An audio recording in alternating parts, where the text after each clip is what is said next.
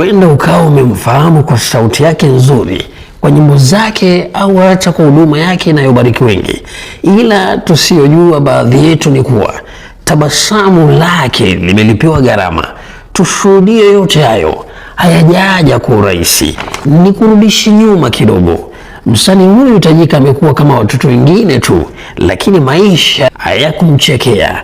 Akiwa bado mdogo, alipoteza wazazi wake, akapoteza pia dada yake, na kana kwamba hiyo haitoshi, kaka yake akaanza kuugua maradhi ya akili. Hali hii ilitosha kabisa kumvunja moyo, kumfanya akate tamaa, asiwahi afikiria tuzungumzie yote haya. Elimu yake iligubikwa na changamoto nyingi. Mara kwa mara alijikuta akilelewa na watu tofauti, ikiwemo familia ya Bwana Kaloki aliyetangulia mbele yake. Mungu ailaze roho yake mahali pema peponi. Familia hii ilimkaribisha na kuwa kama familia yake kutokana na ukarimu wao. Maisha yalikuwa ya kubahatisha, kesho haikuwa na uhakika. Lakini katikati ya giza hilo lote, kulikuwa na nuru moja iling'aa ndani yake. Aligundua ana kipaji cha muziki. Akiwa shule, alianza kukilea kipaji chake. Hakukata tamaa, aliimba, alijituma, na mara nyingi alishinda tuzo katika mashindano ya muziki shuleni. Ilikuwa wazi kulikuwa na kitu maalum ndani yake.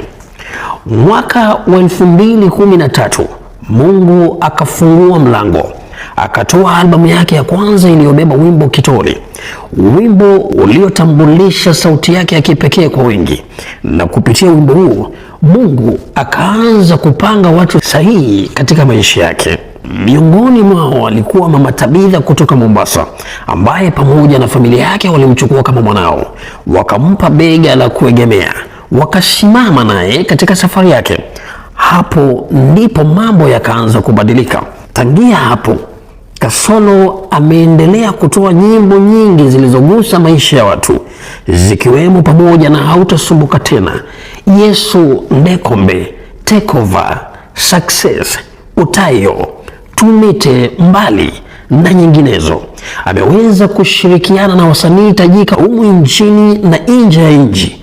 Kupitia huduma hii, Mungu akamfungulia majukwaa makubwa, akaanza kukua, si tu kama msanii, mbali kama mhuduma. Leo hii Bwana Kasolo vilevile ni baba ya watoto watatu, akiwa ameoa Grace Kasolo, binti ya Askofu Mwendo wa kanisa la Full Gospel Churches of Kenya Kitui, kwa harusi ya kifahari. Familia yake imekuwa nguzo muhimu sana katika maisha yake. Aidha, huduma haiji bila mzigo. Kadri jina lake lilivyokuwa, ndivyo matarajio ya watu yalivyoongezeka. Kila mtu anakuangalia, kila mtu anakuhukumu, kila mtu anatarajia ukamilifu, na mara nyingi hilo limekuwa nzito sana. Kasolo amepitia nyakati za changamoto. Kuna kipindi ametofautiana na watu, wakiwemo wahuduma wenzake, na presha ya maisha ya umma. Lakini jambo moja limejitokeza wazi: amekuwa mtu wa kukubali anapokosea na kusamehe haraka akikosewa. Amekuwa akitafuta amani na kusonga mbele.